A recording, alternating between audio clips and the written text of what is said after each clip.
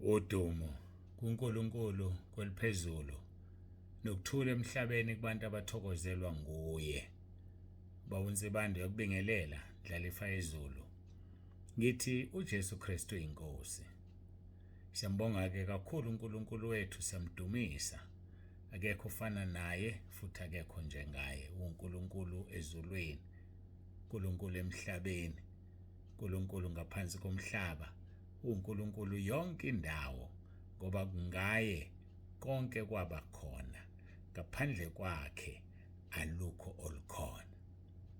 Siyambonga uNkulunkulu wethu, lithi izwi lakhe akuzange kube khona uNkulunkulu ngaphambi kwakhe, futhi ngeke kube khona uNkulunkulu emva kwakhe, ngoba alikho ingaphambi kwakhe, alikho futhi nemva kwakhe. Awukodwa sikhonza uNkulunkulu oyisimangaliso.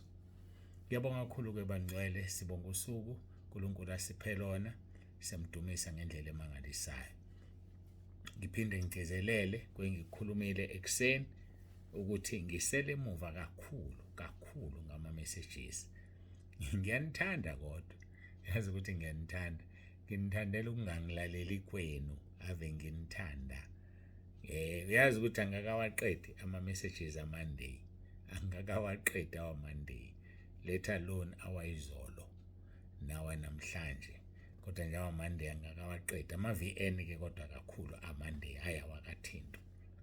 Ama-VN nje ngiwapakile, ngiwabeka eceleni, ngi-athenda abantu abangenisa abantu okwamanje, ngoba abantu balindile bayaxaka ukuthi abangeni ngane ekhaya lezwi. So-ke ngisaphuthuma bona-ke, ngisele kakhulu. Mangiqeda bona, okunye engikuphuthumayo, abantu phela baseke umsebenzi, abadiphozitha imali. Ngiyenza sure ukuthi nabo bayayithola imikhuleko yabo, ngoba ilona loyo uthola umkhuleko ongenisile umnikelo ekhaya lezwi noma entabeni endlu kaJehova kuyabonelelwa, kufanele akhulekelwe. Manje labo bantu-ke ibona abangenza ngikwazi ukwenza engikwenzayo, ngikwazi ukubhekana nazo zonke izimo. So uma singababeka eceleni ngabe senza iphutha, umkhuleko nje kuphela, sicela ukuthi uNkulunkulu ababusise. Bese bayalandela-ke ababhukhayo. Ingakho ngake ngasho ngelinye ilanga, ngathi ungenzi i-VN engenasidingo, ngoba ama-VN ngigcina ngawo, ngiwathatha ngokuthanda ubufakazi mina ama-VN. Uthola ukuthi enye i-VN yomuntu uyabhukha, ubhukha nge-VN. Hey, ungenelwa abantu abaningi-ke wena, ngiyakudabukela ngoba uthanda i-VN. How much more mina ngibhala kangaka nginomsebenzi ongaka? Angimane ngenza i-VN nje mina, kanti iyashesha yona.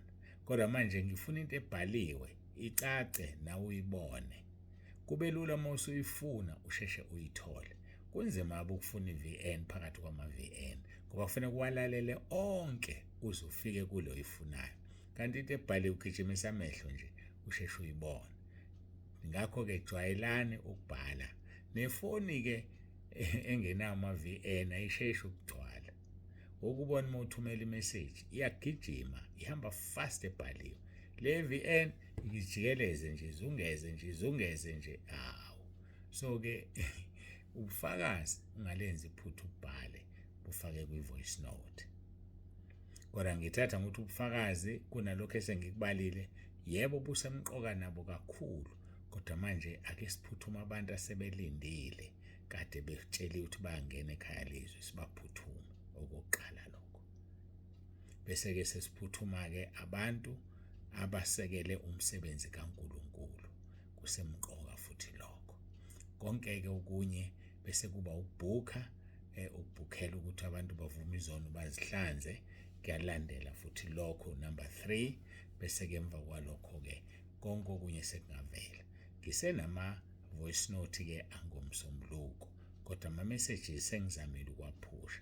Njengoba ngiza la emoyeni awu-60, khumbula kade ngingale ka-100, awu-60 njengamanje. Kodwa-ke angaphezulu, ngoba ngizothi uma ngivula ngidedele inkonzo kuvele kuthululeke.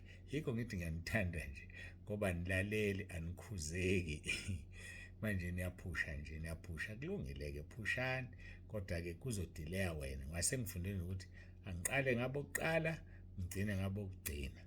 Khona abangivukela ekuseni Nkosi yami ngo-3 sengibhekile-ke mina sengisebenza bathumela ama-message vele ngithi Nkosi ngiyadabuka ngoba ngoze ngiyibone kusasa hayi namhlanje lizoshone la namhlanje yize ngiyena mhlawumbe ucabanga ukuthi uma yayiphusha kanje ngiyibona impela kodwa phela kufanele ngiqale ngabo kuqala.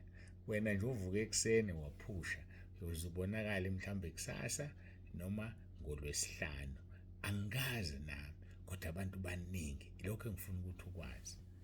Ngisukuma kuphela la mangiyochitha amanzi angikwazi ukusukuma ngiyokwenza okunye ngihlezi nje ngibhekene nani nabafonayo ababhukhile kwenza ukuthi ngiyeke ku-WhatsApp zingeneke anguboni mina ngaleso sikhathi ngibhizi nabafonayo nayibona loo nto le ngibhizi nabafonayo sengize ngubone ntambama sengiqedile ukukhuluma nabo bese-ke ngiyababona-ke.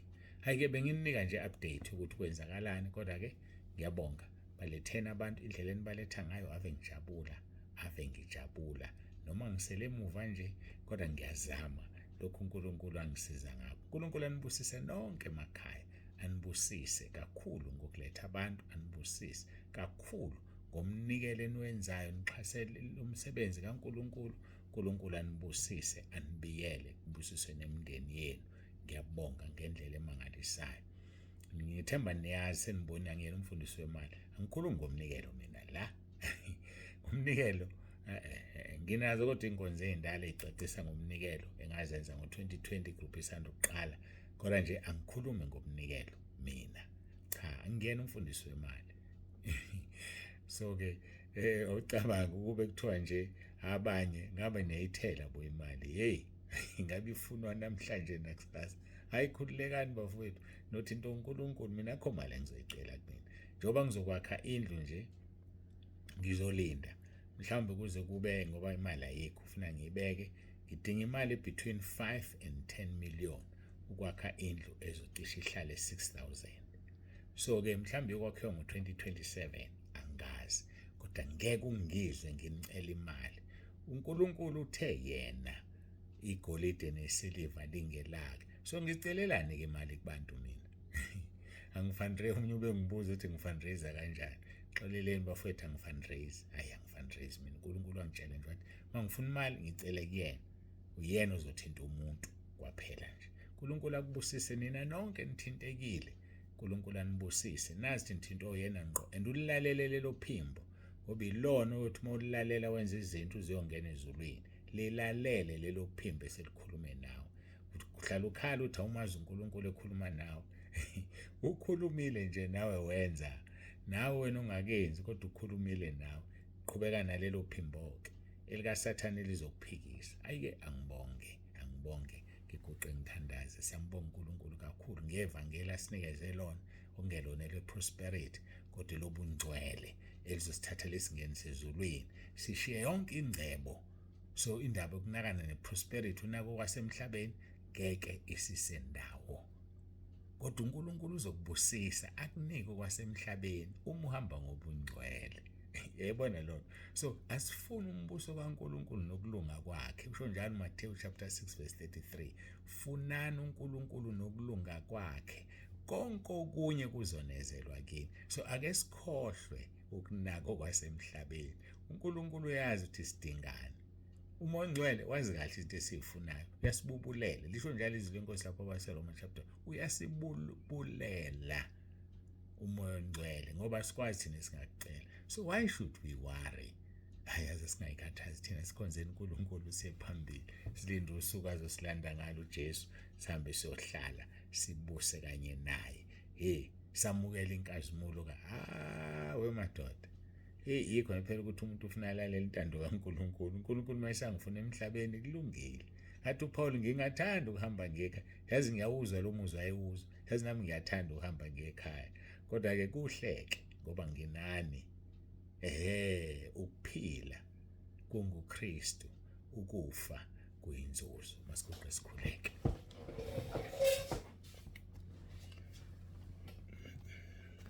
Baba wethu ongcwele, Baba wethu olungileyo, uNkulunkulu onomusa siyazithoba phambi kobuso bakho. Sibonga uthando sinikeze lona, sibonga konke okuhle osenzela khona. Siyabonga Nkosi. Siyadla, siyalala, siyavuka, siyagqoka. Nkosi konke sikudingayo uyabona ukuthi siyakuthola. Siyabonga. Busisa-ke abantwana bakho endaweni zonke. Mangithi konke siyakuthola ngikhulumeli mina noma umndeni waNsibande, kodwa ngikhulumela thina sonke ekhaya lezwi. Uyasinakekela, uyasondla, sinakho konke sikudingayo. Okwethu ukuzikhathaza ngokuthi singcwele yini phambi kobuso bakho. Okwethu ukuzikhathaza ukuthi sihambe singenabala. Ilokho esizikhathaza ngakho, kodwa okunye wena Nkosi osikhathalelayo. Siphonsa kuwe-ke inkathazo zethu ngoba uyasikhathalela. Ngiphonsa kuwe ney'nkathazo zabagulayo ngoba uyaphilisa. Wena uphilisa izifo zethu. Wena othethelela zonke izono zethu. Baphilise-ke Nkosi. Uyabazi abagulayo abasekhaya lezwi. Ngithuma izwi lakho linamandla. Ngalo uyadala, ngalo uyasusa. Wenza konke ukuthandayo ngalo. Ngalo-ke Nkosi izwi lakho lisusa izifo kubantu abagulayo njengamanje. Ngithuma izwi lakho kuba luwenze lo msebenzi, libaphilise njengoba ushilo kwiHubo 107:20. Udumo lonke-ke Nkosi lungo lwakho. Siyabonga uJesu Kristu inkosi. Amen.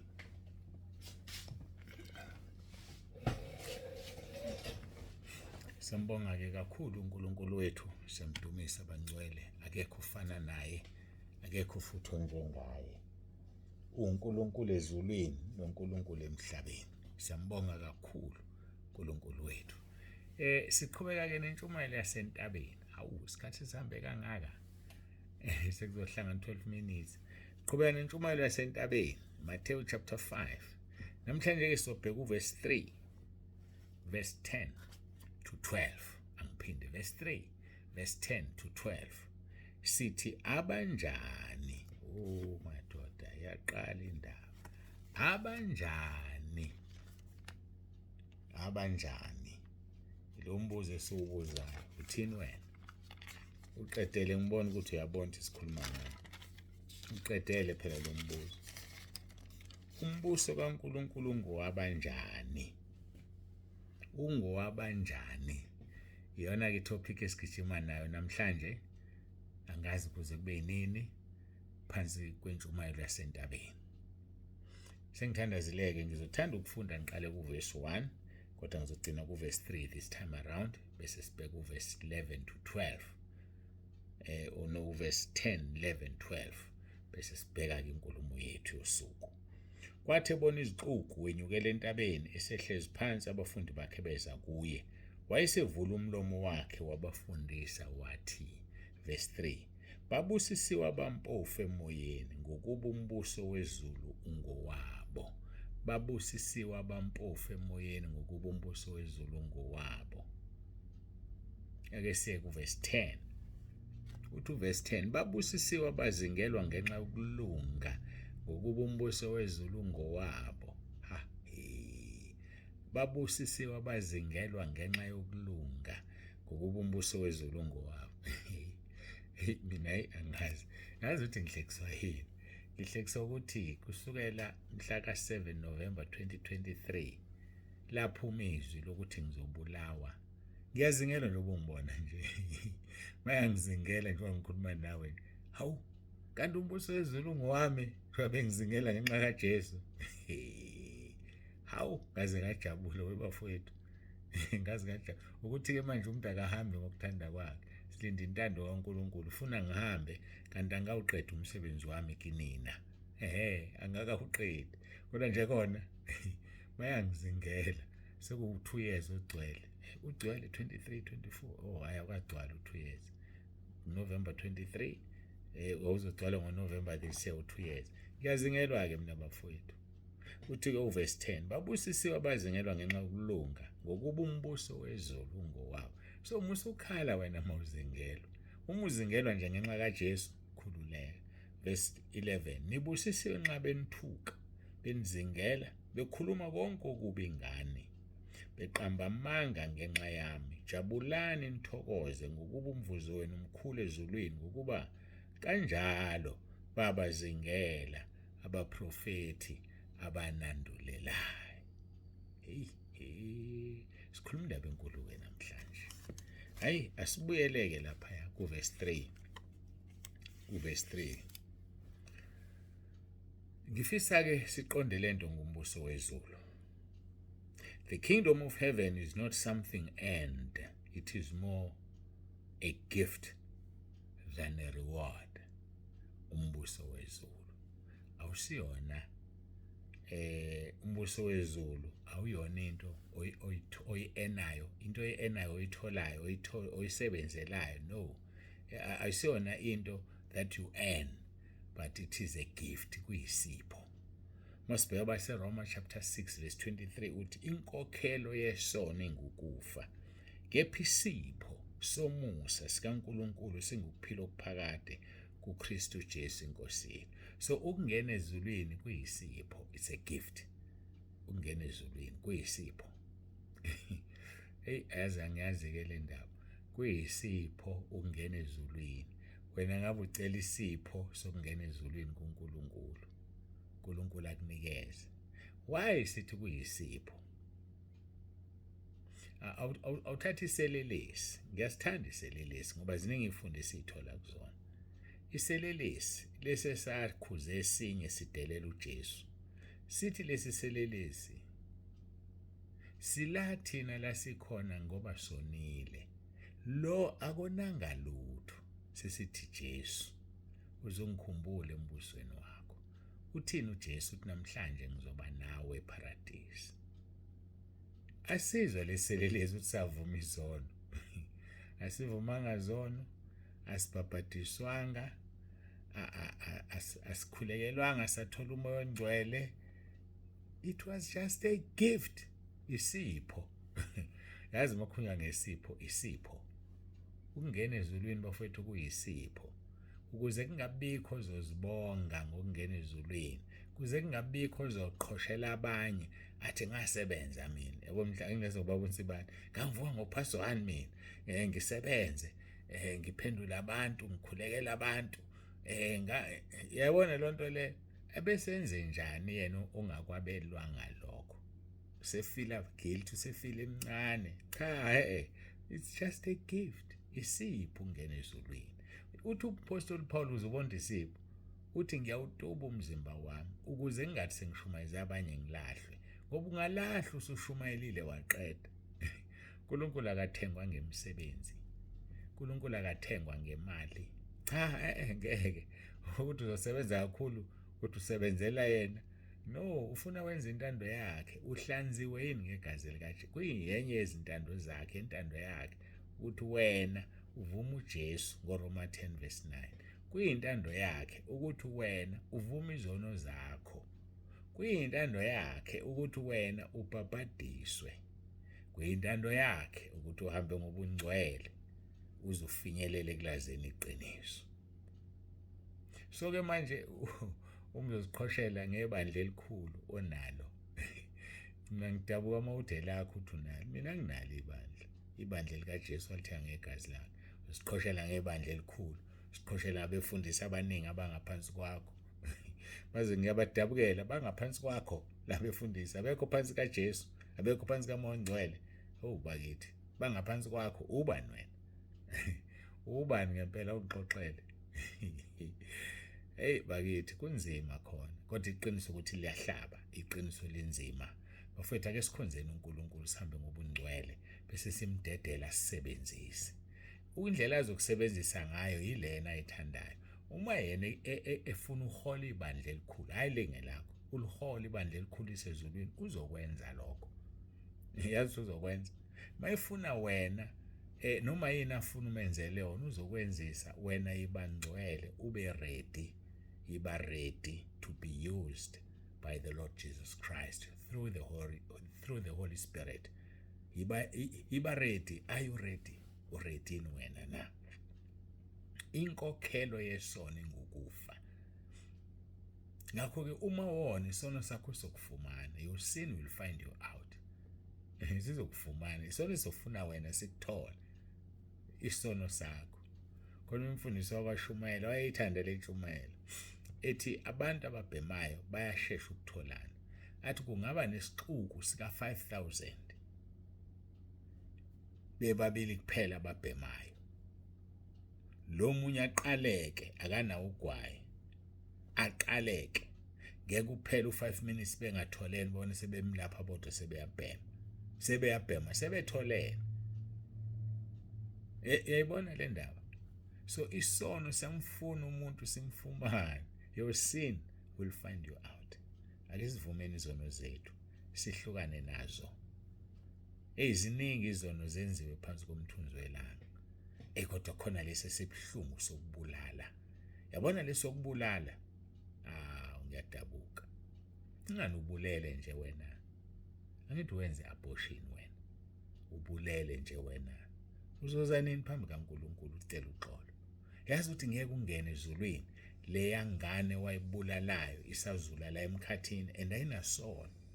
Ngeke ungene ezulwini. Athi umnyangenzange abortion. But wawuhlela nje umndeni wena. Wafuna isisu singahlali kuwe. Wahamba wayojova. Hethi mayifika imbewu ife. Kanti yini le mbewu ngoba umntwana? Ubulele nje nawe insizwa yami. Enganibuchitha ngaphandle wena. Enganusebenzisile amakhondomu wena. Ziningi izinto zenzile wena. Lokhu buka abesifazane tibona babulala amadoda. Lithi izwi lenkosi ibusisiwe indoda emgodla wayidwela abantwana ngoba abantwana babekwe kubaba. So yena ke uyababulala. Azithokozise ngezendla zakhe ebusuku. Abanye bakwenza ngisho emini ilanga libalele. Ayichithe nje imbewu. Abathitha abantwana. Uzongena kanjani ezulwini? Yathanda ukushuba inkonzo yanamhlanje. Ngiyazi-ke nama isila kuleli zinga ekulona. Kodwa isifikileka isezuhlehla usuzwile. Ngeke futhi isahlehla. Isifikile kulo leli zinga. Inkokhelo yesono ingukufa. Kodwa isipho somusa sikaNkulunkulu singukuphila okuphakade. It's a gift. I-gift leyo ngiyakutshela isipho somusa sikaNkulunkulu singukuphila okuphakade. Ngoba ukukholwa akusikhona okwabantu bonke. Ukukholwa nje akusikhona okwabantu bonke. Ake sivule lapha kwabaseThesalonika.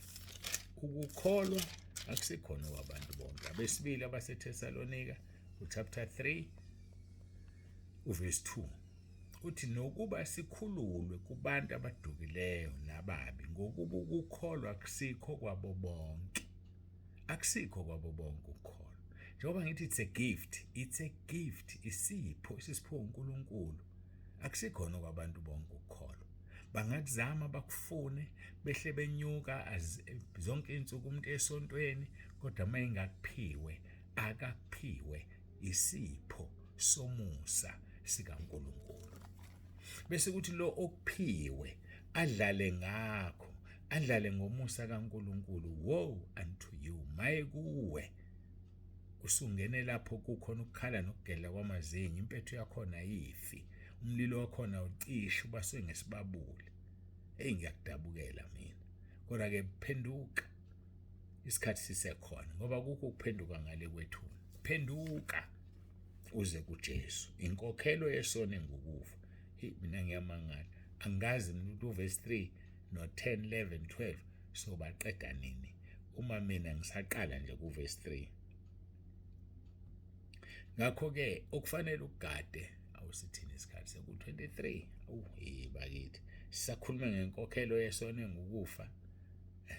Angibambe la. Ngithandaza inkonzo yosuku akufanele ibe yinde. Must not be taken away. Siyambonga uNkulunkulu kakhulu, siyamdumisa abangcwele.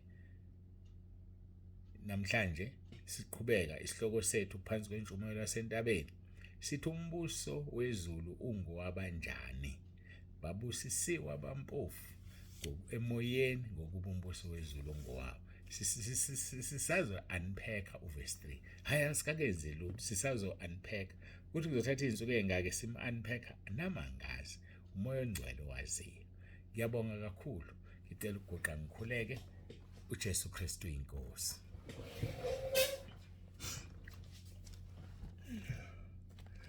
Baba egameni likaJesu ophilayo, uNkulunkulu wethu nomusa, ngiyazithoba ngaphambi kwakho ngiyabonga ngakho konke Nkosi osukukhulumile usebenzisa lo mzimba. Khulekela bonke abalalele babusise kuba Nkosi balenze izwi lakho. Ushilo kuJohn chapter 12 verse 48 wathi ngeke usasehlulela kodwa yizwi olukhulume kithi lizosahlulela. Usukhulumile izwi lakho ke namhlanje Nkosi. Usulikhulumile phakathi kwethu. Sesohlulelwa ngaloke. Busisa kulona loyo lalela lizwa lenze. Avuma uJesu ngoRoma 10 verse 9 avuma izono zakhe abhuke. Simnika usuku lokufona. Kodwa leyo appointment siyazi ukuthi ayingoba buntsibande ingawe Nkosi Jesu uqobo ngoba wena unguNkulunkulu, wena Nkosi ungigibele, wena Nkosi ungenzisa okuthandayo nokufisayo, okwami ukuvuma ngibe ngcwele. Udumo lonke lungolwakho uJesu Kristu inkosi. Amen.